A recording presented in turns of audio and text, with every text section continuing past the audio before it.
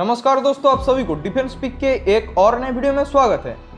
तो दोस्तों, आप अगर अमेरिका से लेकर रसिया, चाइना, जितने भी सारे आर्म्ड सुपर पावर कंट्रीज है इनको देखिए तो आपको नजर आएगा ये सारे देश कहीं ना कहीं एक 5th जनरेशन स्टील एयरक्राफ्ट को डेवलप कर चुका है या फिर इसके ऊपर काम कर रहा है। जैसे कि अमेरिका के पास है F-22, F-35, रसिया बना रहा है Su-57, Su-75, चाइना भी लगभग J-20 और J-35 को डेवलप कर चुका है। तो इस नेक्स्ट जनरेशन फाइटर जेट्स के डेवलपमेंट में इंडिया और पाकिस्तान भी पीछे नहीं है। तो आज के वीडियो में हम कंपैरिजन करेंगे दो नेक्स्ट जनरेशन फाइटर जेट्स की, जिसमें एक तो है इंडियन आमका और दूसरी तरफ रहेगा पाकिस्तान की अजम। इस वीडियो में कंपैरिजन को डिस्कस करते हुए बार बार आपको एक और फाइटर जेट का नाम सुनने को मिलेगा, वो है टाई TFX, जो कि मेनली एक टार्किश फाइटर प्रोजेक्ट है। तो आप बोलेंगे कि इंडिया और पाकिस्तान के कंपैरिजन में टार्की कहां से आ गया, तो आपको पहले ये क्लियर कर दे कि पाकिस्तान के प्रोजेक्ट अजम और TFX दोनों ही ऑफिशियली मर्ज हो चुका है, जिसका मतलब जो एयरक्राफ्ट निकल के सामने आएगा वो एक पाक Turkey jointly develop fighter jet होगा। और इन दोनों फाइटर जेट्स का एक कॉमन पॉइंट भी आपको बता दे कि अमका और अजम दोनों ही अपकमिंग फाइटर जेट्स हैं, अभी भी इनका प्रोटोटाइप रोल आउट नहीं हुआ है। फिलहाल ये दोनों ही डेवलपमेंट स्टेज पर हैं। तो इन दोनों फाइटर जेट्स के कंपैरिजन में हम इनके कैपेबिलिटी को तो कंपेयर करेंगे ही, मगर उससे पहले हम इन दोनों की हिस्ट्री को देखेंगे और साथ ही इन दोनों प्रोजेक्ट्स में क्या क्या प्रॉब्लम्स आ सकता है ये भी देखेंगे। तो पहले अमका के ऊपर डिस्कशन करेंगे, उसके बाद अजम के ऊपर और आखिर में TFX के ऊपर। तो पहले अमका यानी एडवांस मीडियम कॉम्बैट एयरक्राफ्ट की बात करें तो ये एक stealth multirole air superiority next generation fighter aircraft होगा, जो कि एक 5.5 जनरेशन का एयरक्राफ्ट होने जा रहा है, यानी इसमें कुछ कैपेबिलिटी 6 जनरेशन वाला भी रहेगा। इसको डेवलपमेंट का मेन काम कर रहा है DRDO, HAL और ADA मिलकर। फिलहाल अभी तो ये प्रोटोटाइप फेब्रिकेशन फेज में ही है। इस एयरक्राफ्ट का फर्स्ट फ्लाइट प्लान किया गया है 2024 में और इंडक्शन के लिए ये जाएगा 2030 में। वही अजम की बात करें तो पहले तो ये एक पाकिस्तान का इंडिपेंडेंट प्रोजेक्ट था, मगर कुछ ही दिन पहले टर्किश एरोस्पेस इंडस्ट्री के चीफ पाक मीडिया को इंटरव्यू देते हुए ये क्लियर किया है कि TFX और अजम एक साथ मर्ज हो चुका है, जिसमें पाकिस्तान की तरफ से डेवलपमेंट में मदद करेगा PSC और नस्ट यूनिवर्सिटी, और जो फाइनल एयरक्राफ्ट निकल के सामने आएगा उसे NGFA यानी नेक्स्ट जनरेशन फाइटर एयरक्राफ्ट कहा जाएगा। तो एक बात आपको बता दें कि अजम कोई फाइटर जेट का नाम नहीं है, यह पूरा का पूरा एक प्रोजेक्ट है 5th जनरेशन टेक्नोलॉजी को डेवलप करने का, जिसमें ये एयरक्राफ्ट भी शामिल है, साथ ही UCAV और भी बहुत सारे चीज इसका पार्ट है। वही TFX की बात करें तो ये एक all weather air superiority fighter होगा। यहाँ से ही आप एक चीज का कंपेयर देख सकते हैं कि जहाँ अमका को डेवलप किया जा रहा है एक मल्टी रोल फाइटर एयरक्राफ्ट के तौर पे, वही TFX डेवलप हो रहा है एक एयर सुपीरियरिटी फाइटर के बेस पे। यह अभी प्रीलिमिनरी डिजाइन स्टडीज फेज पे है, यानी ये प्रोजेक्ट अमका से पीछे चल रहा है, क्योंकि अमका का मेटल कटिंग स्टार्ट हो चुका है, जिसके ऊपर मैं पहले ही वीडियो बना चुका हूं। मगर TFX अभी भी प्रीलिमिनरी डिजाइन फेज पे ही है। यहाँ पे अमका को एक प्लस पॉइंट हासिल है, इसका फर्स्ट प्रोटोटाइप रोल्ड आउट होगा 2025 में और इंडक्शन में ये हो जाएगा 2030 के करीब।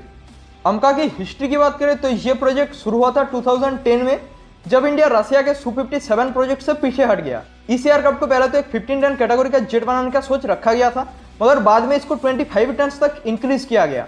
तो इसके बाद इस प्रोजेक्ट के तहत एक फीजिबिलिटी को स्टार्ट किया गया इस प्रोजेक्ट को स्टडी करने के लिए। उसके बाद इसके प्रीलिमिनरी डिजाइन फेज कंप्लीट हुआ 2013 में।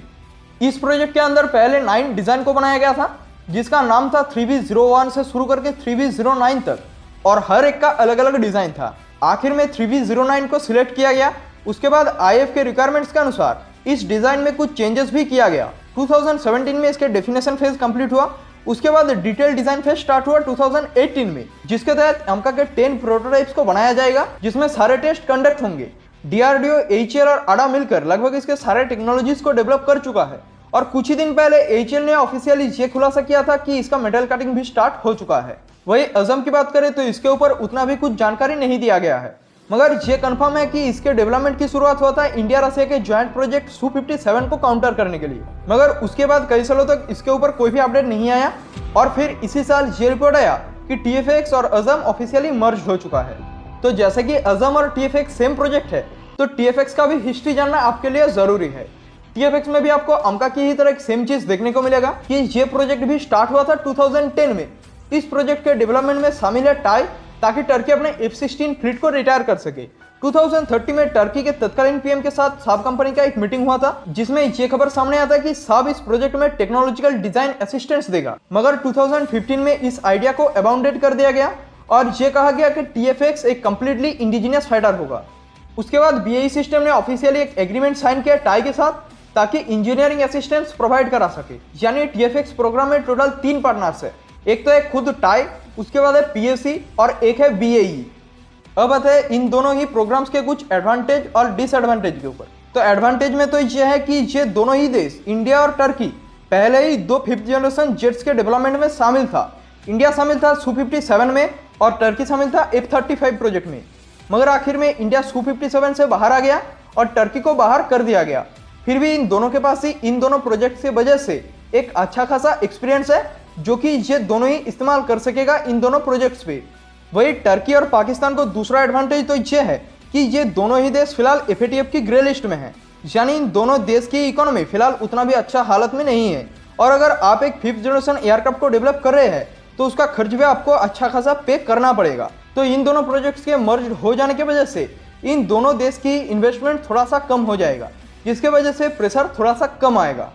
डिसएडवांटेज की बात करें तो एमका में तो उतना भी कुछ डिसएडवांटेज नहीं है, मगर TFX में है, क्योंकि टर्की फिलहाल पहले के 7 प्रोटोटाइप्स में इस्तेमाल करेगा अमेरिका के F110 इंजन, जो कि टर्की पहले से ही प्रोक्योर करके रखा है। मगर जैसे कि अमेरिका टर्की के ऊपर सैंक्शन लगा रखा है, तो बाद में और इंजन शायद अमेरिका देने वाला नहीं है, तो टर्की को खुद ही एक इंडिजिनियस इंजन को डेवलप करना पड़ेगा, जिसके ऊपर टर्की काम शुरू भी कर चुका है। टर्की रोल्स रॉयल्स के साथ एक EZ200 के डेरिवेटिव इंजन को डेवलप करेगा। वही अमका में फिलहाल यूज होगा GE का ही F414 इंजन, मगर ये इंजन अमका को फुल कैपेबिलिटी शो करने में रोकेगा, क्योंकि इसका थ्रस्ट बहुत ही कम है। इस इंजन का ड्राई थ्रस्ट है 57.8 किलोन्यूटन और आफ्टर बर्निंग थ्रस्ट है 97.9 किलोन्यूटन। मगर इंडिया जल्दी सैफरन के साथ एक डील को साइन करने जा रहा है, जिसके अंडर एक 125 किलोन्यूटन वाले इंजन को डेवलप किया जाएगा। देखिए फ्रेंड्स, ये बात भी नहीं है कि TFX अपने फुल पोटेंशियल में आएगा। TFX के इंजन में भी कमी है और ये इंजन तो अमका के इंजन से भी कम थ्रस्ट देता है। F110 का ड्राई थ्रस्ट है 60 किलोन्यूटन और आफ्टर बर्निंग थ्रस्ट है 90 किलोन्यूटन, मगर शायद TFX के अपकमिंग इंजन में ये कमी दूर हो जाए। अब आते हैं इसके एयरफ्रेम के साइज पे। पहले ही आपको बता दें कि ये कंपैरिजन प्लान डेटा के मुताबिक ही किया जाएगा।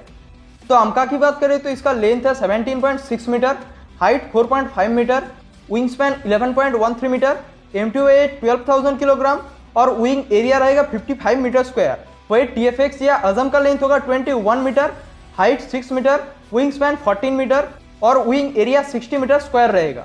इसके MTOA के ऊपर कोई भी डेटा नहीं दिया गया है। इन डिटेल्स के मुताबिक TFX अमका के साइज से थोड़ा सा बड़ा होगा, इसके वजह से अमका को थोड़ा सा एडवांटेज हासिल है। देखिए फ्रेंड्स, कोई भी एयरक्राफ्ट अगर साइज में बड़ा होता है तो वो रडार में बहुत ही जल्द आ जाता है, और ये तो फिर भी एक 5th जनरेशन एयरक्राफ्ट है, तो साइज में अमका छोटा होने की वजह से इसको थोड़ा सा एडवांटेज रहेगा वर्क सिचुएशन में। अमका की मैक्सिमम टेक ऑफ वेट होगा 25,000 किलोग्राम, फ्यूल कैपेसिटी होगा 6,500 किलोग्राम और पेलोड कैरिंग कैपेसिटी होगा टोटल 6,500 किलोग्राम। और एक बात बोलना भूल ही गया कि अमका का दरअसल पहले 2 वेरिएंट्स को बनाया जाएगा, एक स्टील्थ और एक non stealth. Non stealth variant में ये अपने एक्सटर्नल वेपन बे को भी यूज करेगा। वही TFX में इतने सारे डिटेल्स नहीं दिया गया है, इसमें सिर्फ ये बताया गया है कि इसका मैक्सिमम टेक ऑफ वेट होगा 27,215 किलोग्राम, यानी अमका के मुकाबले TFX ज्यादा वेट को कैरी कर सकेगा। मगर साइज में बड़ा होने की वजह से इसका असर इसके परफॉर्मेंस में भी पड़ेगा। जैसे कि अमका का मैक्सिमम स्पीड होगा मैक 2.15, साथ ही ये सुपर क्रूज करने में भी सक्षम रहेगा। कॉम्बैट रेंज रहेगा 1620 किलोमीटर और सर्विस सीलिंग रहेगा 20,000 मीटर। वही TFX का मैक्सिमम स्पीड होगा मैक 2, साथ ही इसका कॉम्बैट रेंज रहेगा 1100 किलोमीटर और सर्विस सीलिंग होगा 17,000 मीटर। यानी परफॉर्मेंस में अमका TFX से कई गुना आगे है। आर्मामेंट्स की बात तो फिलहाल हम नहीं करेंगे, फिर भी अमका में तो इंडिया के सारे एडवांस मिसाइल्स, साथ ही सारे वेस्टर्न मिसाइल्स भी इंटीग्रेट होंगे। वही TFX में भी सारे टर्किश मिसाइल्स, साथ ही जितने भी पाकिस्तान के एडवांस मिसाइल्स है जैसे रात जैसे मिसाइल्स इंटीग्रेट किया जाएगा। इसके अलावा भी पाकिस्तान अपने मुताबिक भी इसमें चेंजेस कर सकता है, जैसे कि पाकिस्तान चाहे तो अलग एवियोनिक्स यूज कर सकता है, साथ ही चाइनीज मिसाइल्स लाइक PL-15 और PL-10 भी इंटीग्रेट कर सकता है। देखिए फ्रेंड्स, ये दोनों ही प्रोजेक्ट्स फिलहाल काफी एडवांस स्टेज पर चल रहा है। इंडिया भी अमका के ऊपर एक के बाद एक खुशखबरी दे रहा है, जिसके ऊपर मैं पहले ही एक वीडियो बना चुका हूँ कि इंडिया पिछले 1 महीने में अमका के ऊपर क्या क्या अपडेट दिया है। आप उस वीडियो को भी आई बटन से जाके देख सकते हैं। वही TFX या अजम भी अपने एडवांस स्टेज पे ही है। अब बाकी का कंपैरिजन तो इन दोनों के प्रोटोटाइप्स के रोल आउट होने के बाद ही दिया जाना सक्षम होगा, तब मैं इन दोनों के ऊपर एक और कंपैरिजन वीडियो लाऊंगा। तो इसी अपडेट के साथ हम इस वीडियो को इसी पे खत्म करते हैं। अगर वीडियो पसंद आए तो लाइक और चैनल को सब्सक्राइब करें, साथ ही कमेंट बॉक्स में जय हिंद जरूर लिखें। स्वस्थ रहिए, जय हिंद।